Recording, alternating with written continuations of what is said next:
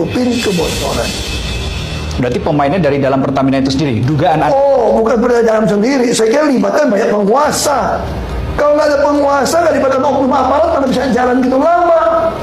Ini tudingan yang cukup serius loh Pak Ahok. Serius, nggak mungkin ada nggak tahu. Assalamualaikum warahmatullahi wabarakatuh. Nyatanya setelah Kejaksaan Agung mengumumkan sejumlah tersangka, termasuk juga kerugian negara yang mencapai 193 triliun. Nyatanya kekisruhan yang terkait dengan mega korupsi yang ada di Pertamina itu selesai. Saling tuding antar pihak, sebenarnya siapa yang dinilai paling bertanggung jawab? Saling tuding antar pihak, sebenarnya siapa yang dinilai harus mendapatkan apresiasi dalam ungkapan ini, terus terjadi hingga saat ini. Ini tentu tidak terlepas dari pernyataan Ahok ya, sesaat setelah Kejagung kemudian mengumumkan siapa yang terlibat dalam kasus korupsi ini. Ahok dalam sebuah wawancara dengan SCTV mengindikasikan dirinya sebagai orang yang sepertinya cukup paham dan melihat dari dekat bagaimana praktik-praktik curang, praktik-praktik jahat yang ada di Pertamina selama ini sebenarnya sudah mulai ingin dituntaskan oleh Ahok. Tapi karena posisi Ahok hanya sebatas komut, sebatas komisaris utama, tidak bisa berbuat banyak.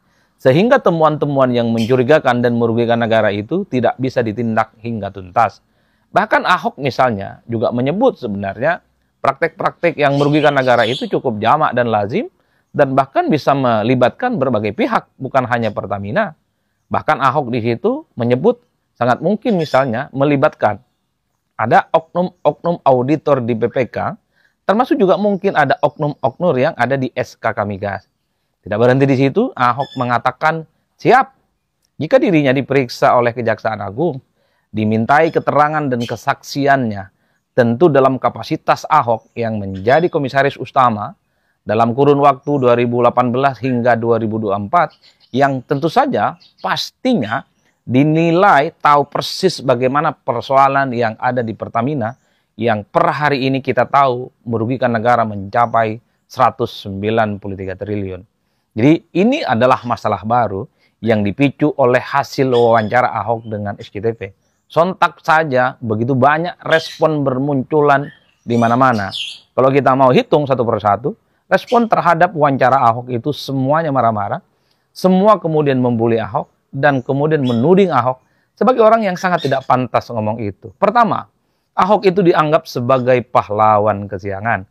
Karena yang sebenarnya bisa mengungkap terkait dengan kasus korupsi ini adalah Kejaksaan Agung, bukan Ahok. Mestinya Ahok malu dengan wawancara yang dilakukan dengan SCTV, menyebutkan begitu banyak persoalan-persoalan yang ada di Pertamina, tapi nyatanya Ahok tidak bisa berbuat apa-apa.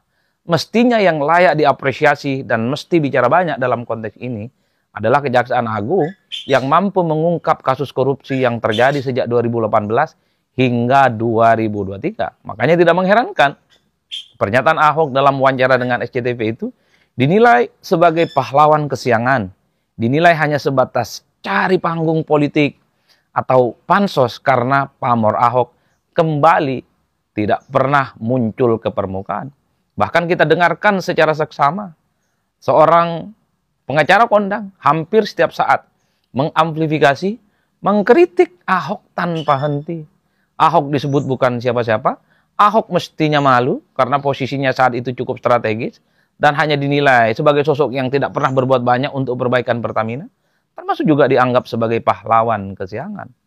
Silih berganti, sang pengacara yang cukup kondang ini menyebut Ahok itu adalah orang yang bukan siapa-siapa dan tidak semestinya mengklaim sebagai pihak yang paling ngerti bagaimana persoalan kekisruhan korupsi di Pertamina. Tidak berhenti di situ, kita melihat partai-partai penguasa, oknum-oknum yang kemudian menganggap bagaimana siapa yang harus dinilai bertanggung jawab, ya tentu adalah salah satunya Ahok. Jadi ini yang saya sebut sebagai babak baru dalam konteks bagaimana pernyataan Ahok ini menjadi bulan-bulanan. Kalau saya menyebutnya, Ahok itu seakan-akan dikeroyok. Ahok itu seakan-akan dia sendirian tampil ke publik digebuk kanan kiri, baik di media sosial ataupun di media-media mainstream, karena dinilai Ahok ini sebagai orang yang bukan hanya sebatas orang yang sebenarnya tidak tahu apa-apa, di luar konteks, dan Ahok tidak punya kemampuan apapun untuk mengungkap yang ada di Pertamina. Jadi terlepas dari perdebatan-perdebatan itu, bagi saya bukan konteksnya lagi bicara tentang apakah pernyataan Ahok itu benar ataupun salah, ataukah pihak-pihak yang mengkritik Ahok sebagai pahlawan kesiangan itu tidak relevan dan tidak penting. Per hari ini sebenarnya, bagaimana persoalan kasus Pertamina ini bisa diinvestigasi menjadi lebih besar. Apakah betul pernyataan Ahok bahwa sebenarnya persoalan kasus korupsi ini tentu saja tidak mungkin hanya dilakukan oleh pihak Pertamina.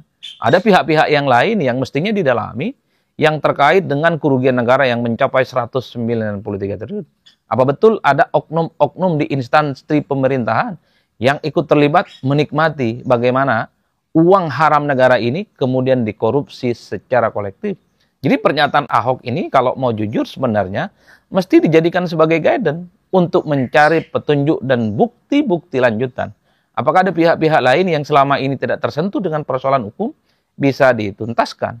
Bukan misalnya selalu menjadikan Ahok sebagai sasaran politik. Bahwa Ahok tidak punya kapasitas untuk bicara ini, ya itu tidak bisa dibantah. Karena sampai hari ini Ahok bukan siapa-siapa di Pertamina. Tapi bahwa pengakuan Ahok minimal sebagai orang yang pernah ada di Pertamina cukup lama, mestinya harus ditindaklanjuti bahwa sebenarnya persoalan korupsi yang ada di Indonesia, salah satunya di Pertamina, ini memang seringkali dilakukan secara berjamaah, kolektif kolegial, tidak hanya melibatkan satu instansi, tapi juga melibatkan instansi-instansi lainnya. Ini yang mesti dijadikan sebagai novum bagi kejaksaan untuk melakukan investigasi. Apakah betul ada pihak-pihak lain yang sebenarnya menikmati uang haram negara yang kemudian dirampok secara brutal ini. Jadi itulah pentingnya banyak pihak yang kemudian menyarankan kepada Kejaksaan Agung untuk memanggil Ahok memberikan kesaksian supaya semuanya transparan. Apa betul Ahok itu punya bukti pembicaraan-pembicaraan terkait dengan rapat-rapat penting yang ada di Pertamina sesuai dengan pengakuan Ahok yang ada di SCTV. Dan pada saat yang bersamaan, memang orang juga banyak yang menyayangkan. Kenapa baru sekarang Ahok bicara ini secara terbuka?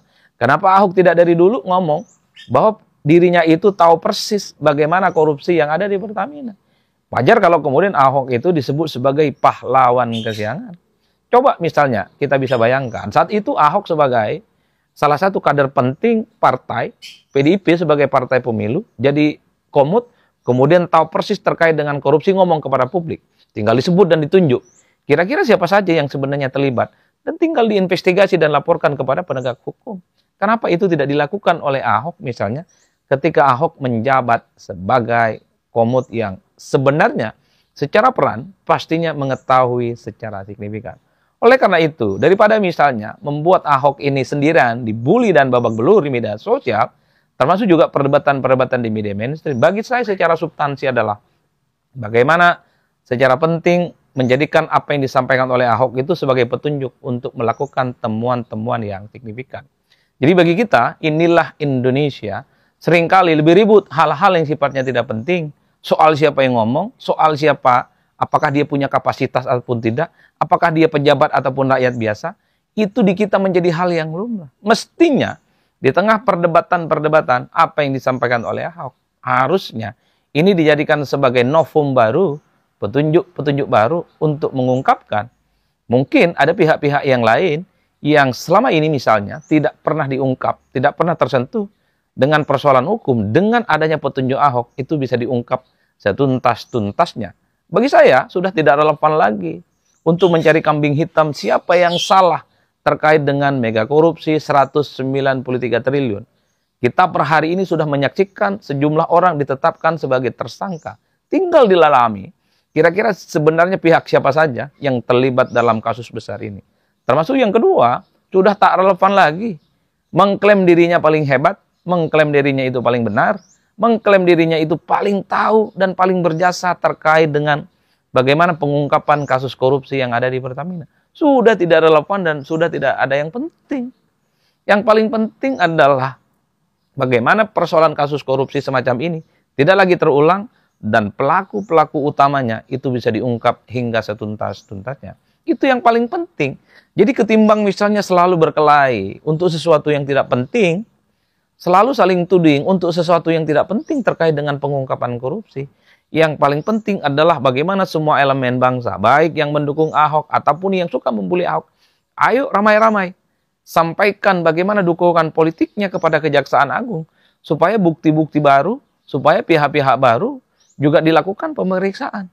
Sehingga persoalan korupsi yang per hari ini kita saksikan di semua bidang, salah satunya di Pertamina, itu bisa diungkapkan setuntas-tuntasnya.